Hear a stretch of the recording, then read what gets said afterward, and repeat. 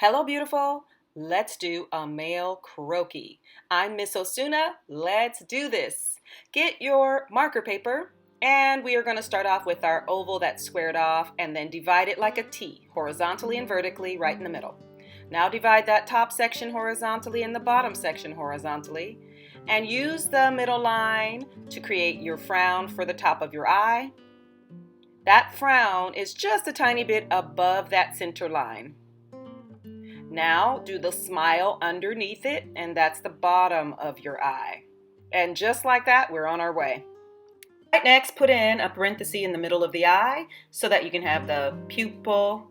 And then I'm just going to darken the top of our eye a little bit more. From there, it's time for us to put the lid. So it's a frown and it touches the eye. So it's above the eye. Also, eyebrows. It's a frown and it's above the eyelid, but for men it's closer to the eyelid. For women it's arched up a lot higher. Now we just fill in, making it darker at the center by the nose and a little bit thinner by the ears.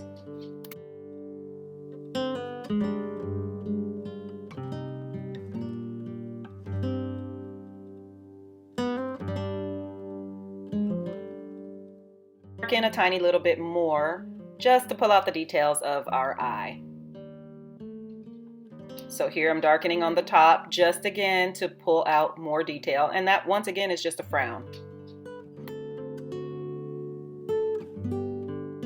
It goes in the center top of each pupil.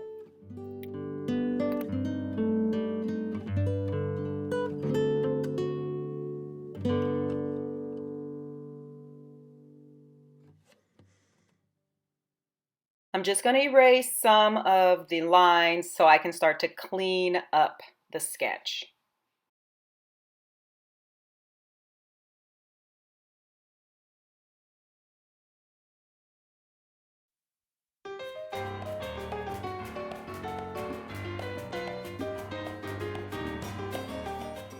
All right, it's time to get ready to do the nose. So under the eye, toward the center of the face, we're starting off with our two lines that are fairly straight to start, and then we change it into a parenthesis.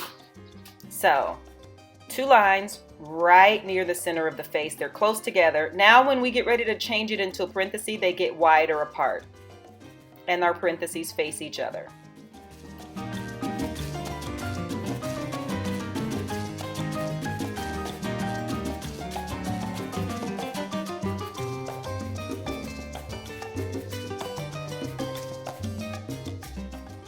Next, we're going to do the smile at the tip of the nose. So come down and put your smile and then frown on the left and the right for the nostrils.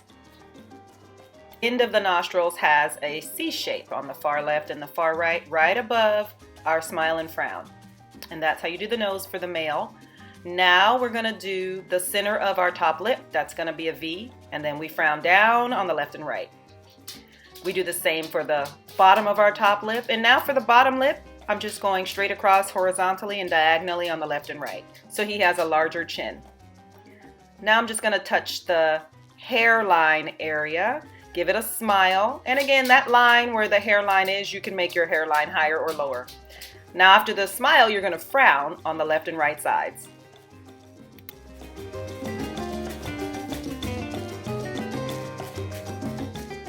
Build out whatever head shape you want for the hairstyle that you're aiming for. So I'm just adding a little tiny bit of a curve shape. So I started with this more squared off angle, and now I'm just gonna round it a tiny bit. For the ear, we have our frown at the very top and smile at the bottom of our earlobe. They're longer than the ears for the female. So the ears go from eyebrow to the very bottom of the nose for the male. Now parenthesis shapes for the hair. Toward the center, it's fairly straight, and then the parenthesis curves left for the hairline on the left side, and then it curves around towards the right on the right side. Now I'm just adding in more of these parenthesis lines so that I know which direction the hair is actually going in. So again, left side, right side, make sure you curve, and then when you get to the back of the head, or the top of the head. It's the same thing, you're just bringing those around. I'm choosing to do curving downward on the left and the right. But you could have the entire head being combed toward the back. It's up to you.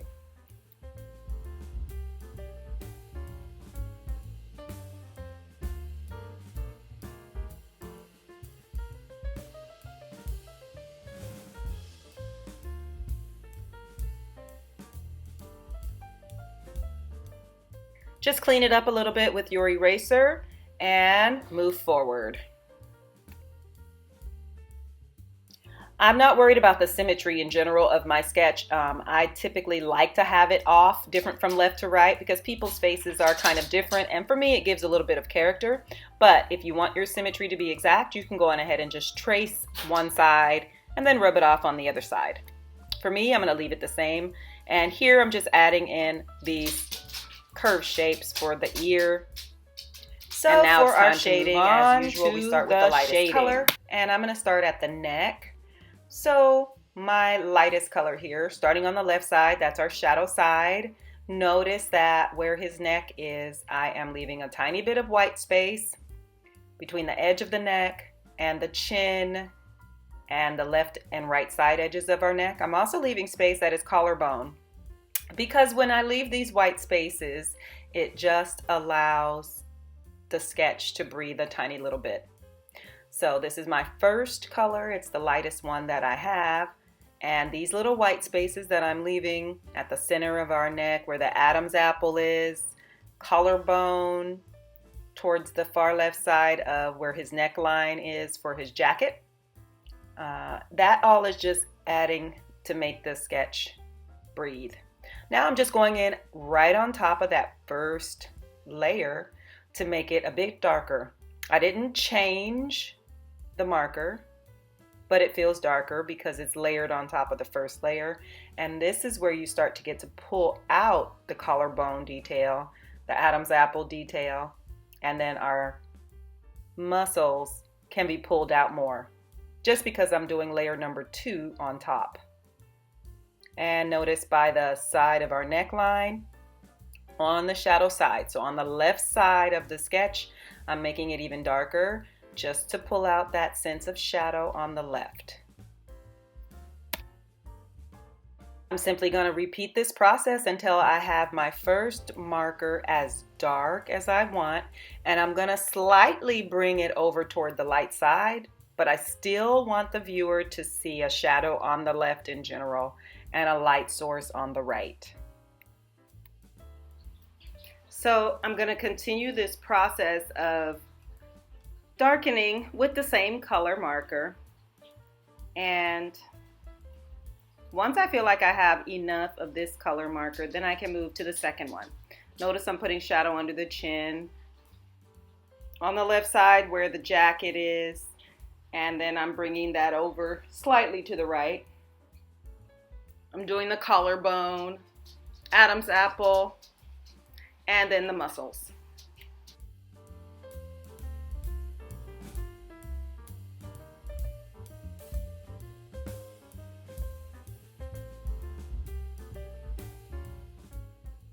Now I'm getting ready for the next marker, and this is my medium tone that's going to be coming up. So here we are with this medium tone. That's my second color. Again, your colors do have to be close together to be able to work. Now that I've put that darker color down, I'm going to go to my first color again, this time with the brush tip, and I'm going to blend the right side of that. So literally those edges of that darker color are going to be softer and blend into the color that's already on my page. So this goes back to color 1, and we blend that darker color. You want to work little by little, so notice I'm only doing the neck area. Once I'm finished with that, I'll get the darker color again and do another area, and then I'll blend it with that first color. And let's watch that. Here it goes. Darker color, and I'm starting on the collarbone, above it and below it. Shadow side near the jacket on our left, and that was it. Now go back to color 1 and touch those edges really gently with the brush tip side. And that's how you start to get that transition from that darker color and let it blend into color number 1. Doing it again. So here, darker color, this is my second color. And I'm at the Adam's apple and the collarbone, above and below the collarbone. And then I switch back to color number 1 with the brush tip, touch the far right edges, and above and below the darker color so that it starts to blend. We want a gradual transition. And then of course, I can add this anywhere else I see fit. And I'm just darkening under the chin and on the shadow side a little more with the same brush tip from color number 1. So you switch back and forth between color 1 and color 2 until you're able to capture the depth and the gradual transition that you're looking for from the darkest to the medium to the lightest.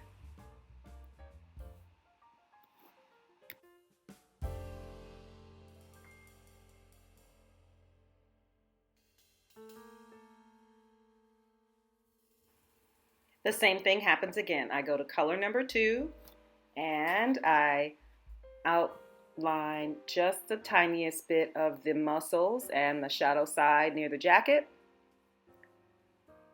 Once I finish that, I switch back to color 1 and I touch the right edge so that it can blend into what's on the page already.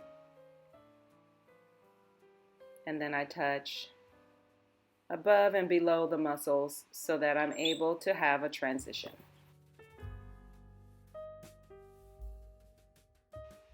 This process repeats until I'm able to get the transition that I'm satisfied with. And one thing that I'd like to note here is that you can do this a second, a third, a fourth, a fifth time, as many as you want to. And you can keep moving to darker markers. It's up to you. I'm only going to use these first 2 colors because that's the skin tone that I'm actually aiming for. But if you wanted it to be even darker, you can repeat this whole entire process with the next closest marker that you have that's just a tiny bit darker.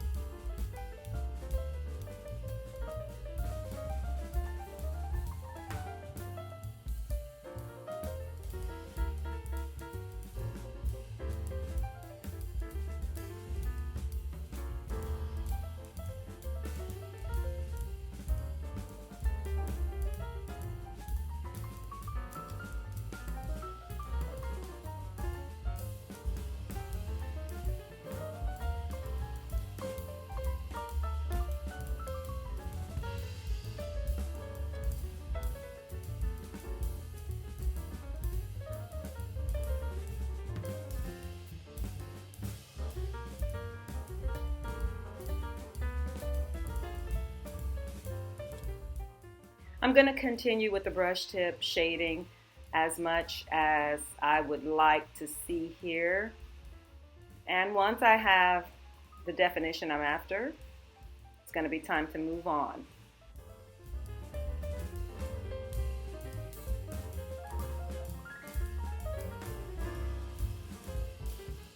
Just going to continue the same process. As I move on, I'm doing darker on the left side and lighter on the right. Now let's get ready for the face. So starting off with your lighter color, starting on the shadow side, we are adding a bit of color by the ear on the shadow side, the forehead and the temple area, leaving some white spaces on purpose, and of course leaving bits of light in the center. So this is the cheek area, under the eye, and then the eyelid, the left side of our bridge of our nose, and notice the tip of the nose, also down the far left side, the cheekbone and the chin area and the jaw area. But again, that center of the cheek, the center of the forehead, center of the nose, center of the chin, we're going to leave light so that we can just have light reflecting. So going ahead and block in underneath and on top of your lips the lightest color that you have, and then continue on the right side, but use less pressure. So barely touch the page. You still do want to define the edge, but pushing with less pressure will just automatically help there to be less ink on the page, and it will appear to be lighter to the eye. Underneath our eye, above our eye, you're just setting in the first pass of our skin tones, pressing lighter on the light side. It's important to note that you want to do this process many times before you start on your actual sketch. So do practice drills. I would say my magic number is 10. I try to practice 10 times before I do it on the real sketch. So you should decide what your practice number is and then practice it before you actually do it on your final sketch for your portfolio. All right, let's follow along and continue adding this first layer of skin tone, the lightest color that you have.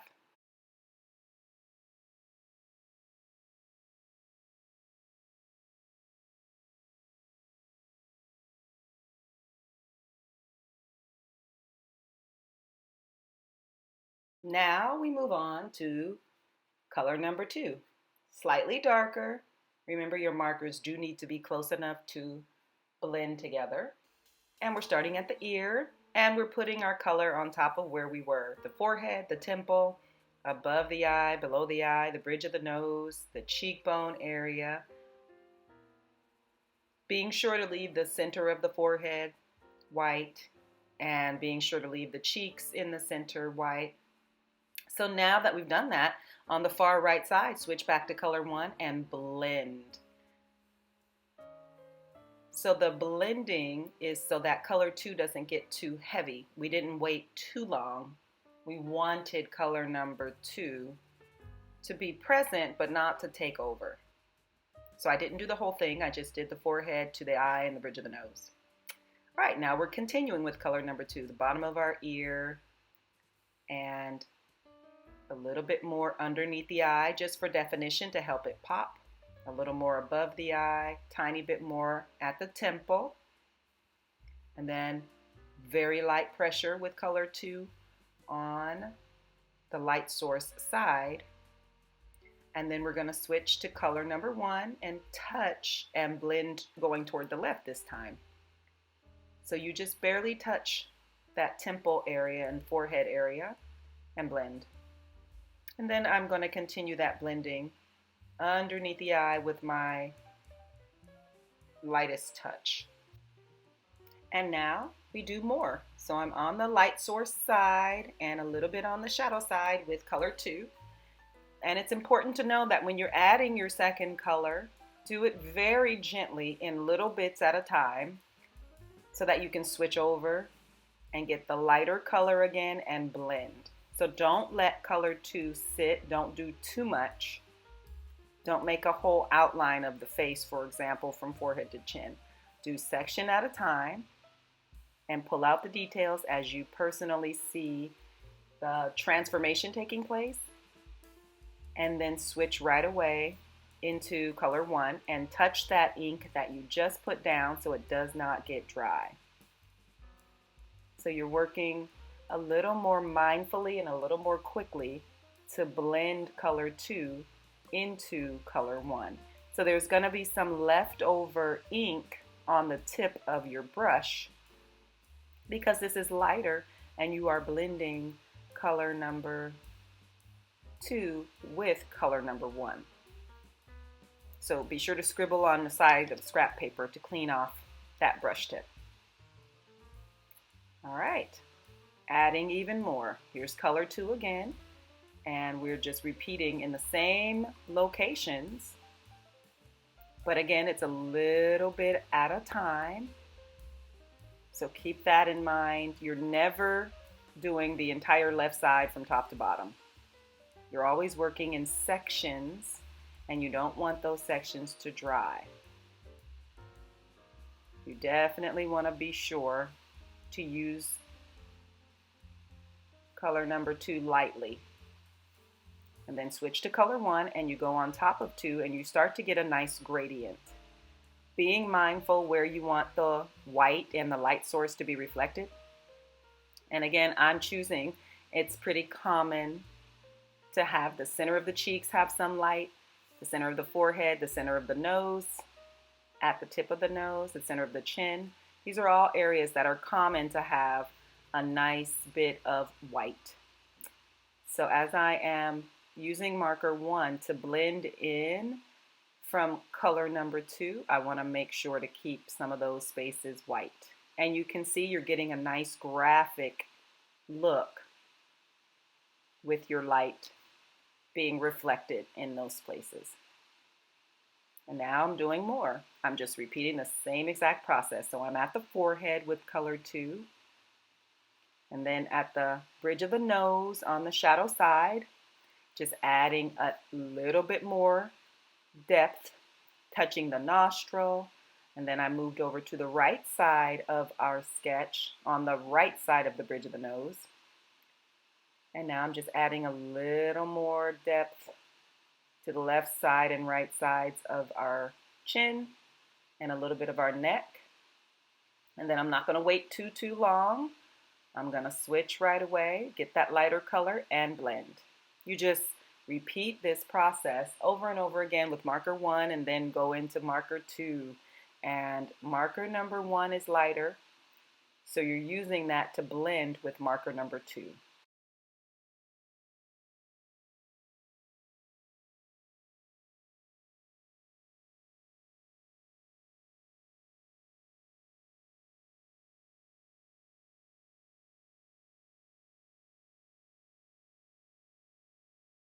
So now you see that I am just continuing the process, and I'm taking away as much white as I see fit, and that's up to you. However much light you want to have, just decide and just start taking it away. Then we're going to spread our marker. So grab a tin container, and you are going to add color to it. This particular color is called sand, and so it's going to give me a nice gradient. It's my second color.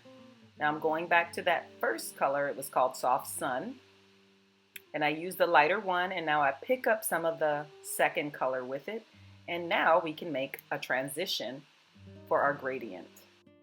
The goal here is just to go gently from the darker outer edges into a gradually lighter center. So I'm starting on the outer edges, picking up that darker color with my lighter marker, and I'm just bringing that in so that there is more color on the page and that the color transitions very, very gently from dark to light.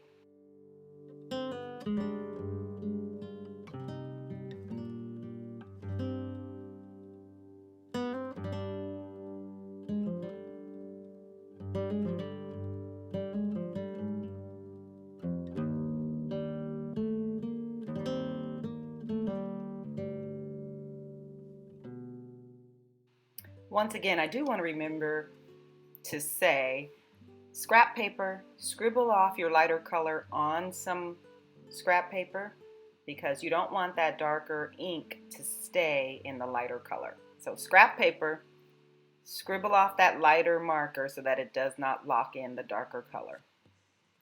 That's extremely important. Otherwise, you will permanently change the color of the marker. All right, now we're going to continue on. So my sand color is color number 2, and I'm going to spread that more onto my tin. You can also use a shiny surface like plastic. And this time I'm going in with the colorless blender. So the last time I did it, I used my lighter color, which was Soft Sun. This time I'm picking it up with the colorless blender, and that colorless blender is like almost no color at all. And so now I can take away even more white and get an even more gradual transition, because that blender is pretty much made of a solution that's just clear alcohol base. So a tiny little bit of my color and the blender will allow me to have an even lighter transition.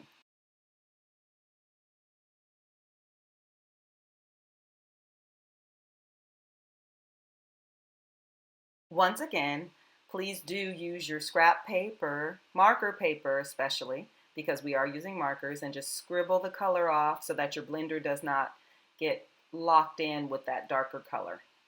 And you do need to do that right away. All right, let's move on to some eye color. I'm doing a very soft eye color for the gray in the parenthesis shapes in the center of our eye where the pupil. That's where I'm starting. That particular color is neutral gray 3 that I'm using. Then add some dots in the center a few places, but mostly the parenthesis shapes on the outer edges with a few dots on the inside. Next, I'm going to move on to a darker color. It's going to be a black. I'm just going to add that to the center of our eye, just a couple of dots, and it's just going to be higher up in the pupil of the eye. Okay, next I'm going to go back into my lightest color, that Soft Sun. I'm just going to touch a little bit in the lips just so that they're not left plain white.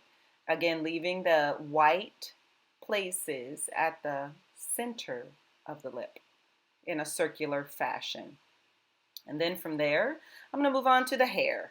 So we're going to start off with our darker gray tones because I'm going with a black hair color. And it's just the soft parenthesis shapes at the hairline and then at the outer edges of our hair. These parenthesis shapes curve to the right and curve to the left. For the sides of our hair, I'm going to curve my parentheses downward. That's because the hair for my style is going to go down on the sides, but you could also have them going back. So that's layer number 1 of hair color, and now let's move on to the next color, just slightly darker. And again, I'm going for a black. So this is Cool Gray 10 on top of that lighter neutral gray 7. So you can see it appears to be a little bit darker. And again, I'm just going right where I left off and adding shorter strokes in the same manner that I drew the first ones. And this is just a little bit darker. The sides are going to go downward at the bottom edge and at the top edge of our sides. And then it's going to be time to move on once again to the next color. So you're going to do this process again and again and again. This time I am going to lengthen the stroke. So I go back to my lighter color. For me, it was neutral gray 7. And I'm just making the strokes longer just to start taking away some of the white space.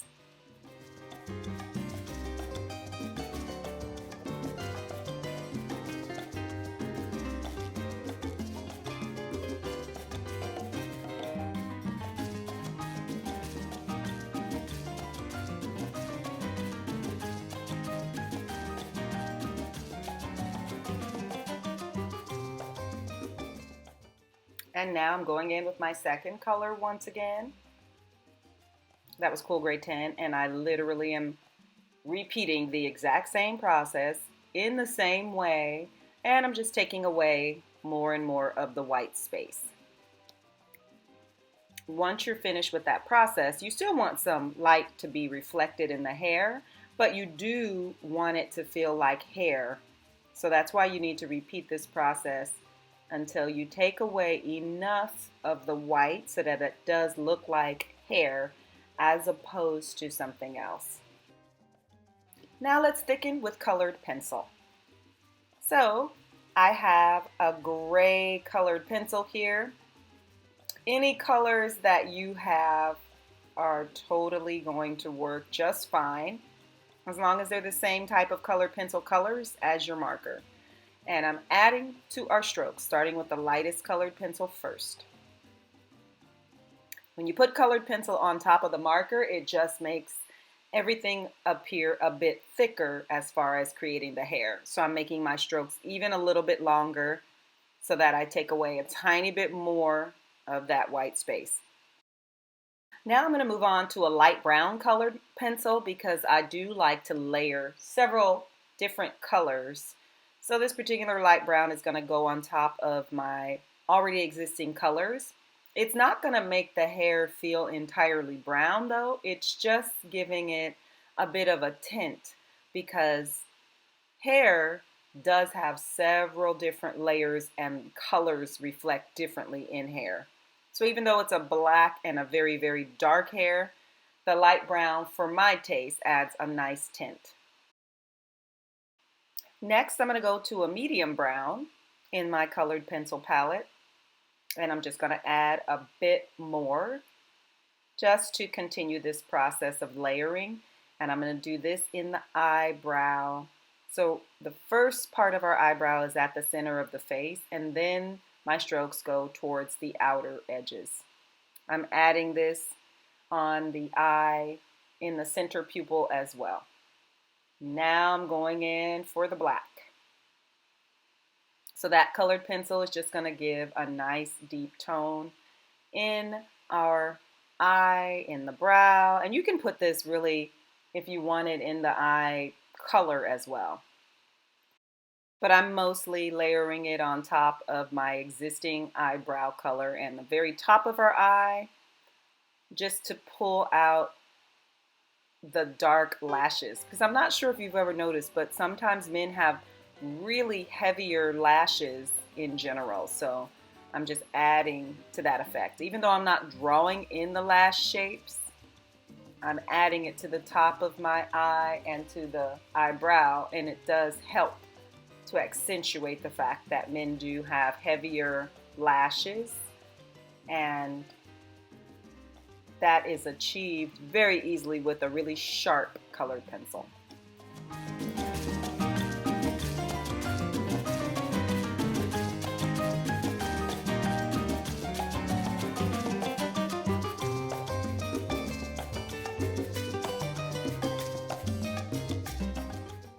All right, now I'm going to go back in with my first color of Soft Sun for my marker and just add a couple of touch-ups.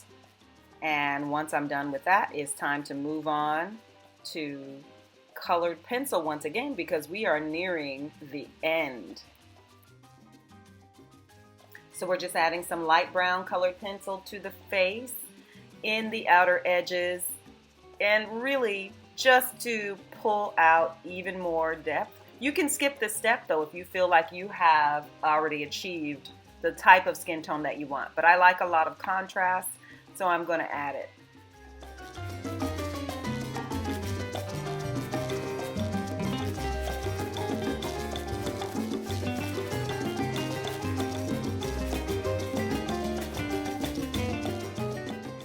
These are really and truly my finishing touches.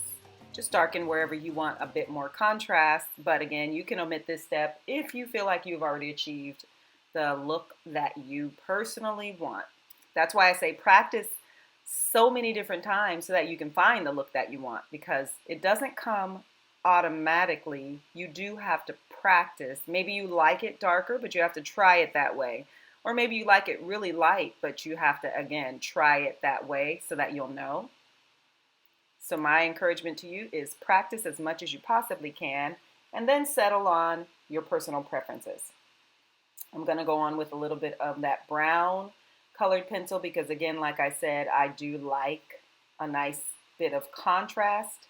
And I'm trying not to push too hard on my colored pencil, but I do want to have those outer edges even a bit more defined. And once again, I personally don't feel awkward or put off by the lack of symmetry. You can definitely easily fix your symmetry, but I kind of use that as a signature because faces are very interesting to me, and so I do like to show the varieties, and I think it characterizes things when I leave things a bit asymmetrical. in my illustration work. So make that decision yourself and decide what your signatures are going to be.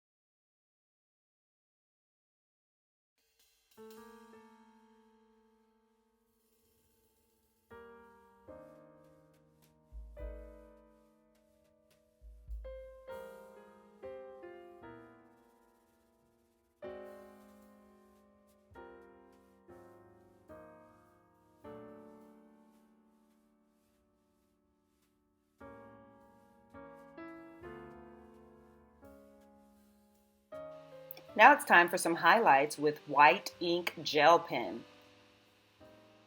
I think that the highlights really add a nice touch in the eye, so I'm going to put a couple of dots in the pupil and just in the eye in general. I think that's a good thing, and I'm going to add a little bit at the tip of the nose. I think that's always a great place to do it. And then I'm going to add it at the neck because I definitely want those white spaces to be able to pop. So this is a design preference. If you don't like this, don't add it. I'm doing a little bit in the lip.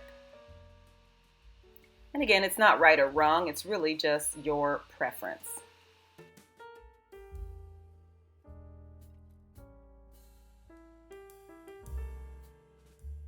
That's it for this tutorial. And until we meet again, happy sketching.